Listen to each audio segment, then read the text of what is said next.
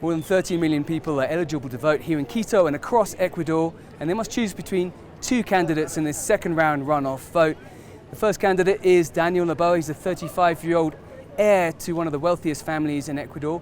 And the second candidate is a leftist lawyer, Luisa Gonzalez. And I'm going to speak to some of the people who've been voting. Miss Mary Carmen is here. I'm going to ask her what she expects from this election. Señora Mary Carmen, ¿qué esperas de esta elección? Por favor, cuéntanos. Esta elección para mí es el retorno a la democracia de muchos años de represión, muchos años de haber perdido la identidad como ecuatorianos. Esperamos que vuelva la tranquilidad, la unión, fuera del Ecuador, las mafias, la corrupción. En definitiva, espero eso.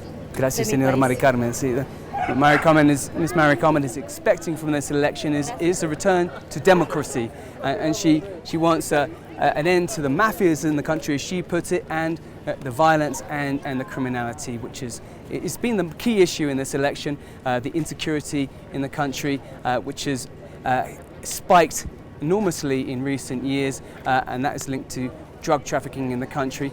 And both candidates talk about how they want to combat this unprecedented spike in violent crime in the country. For example, they both pledged to take a hardline approach to security, promised to militarize ports and airports to stem drug trafficking. They have both come up with different ideas about how to do that, but they also differ on how to tackle the stagnating economy in the country and the rise in poverty and unemployment.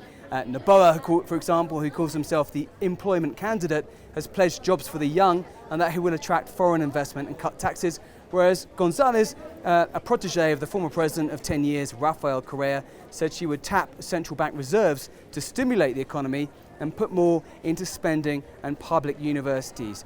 Ecuadorians in general are terrified of the rise in violent crime in the country, and they also want the candidates to tackle the problems of the economy, which is not moving forward, and also unemployment, which has reached record highs in the country and hasn't seemed to have improved much since the lows of the COVID-19 pandemic.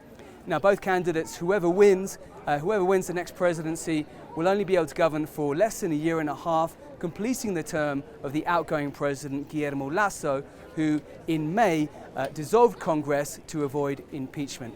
This is Dan Collyns for CGTN America in Quito, Ecuador.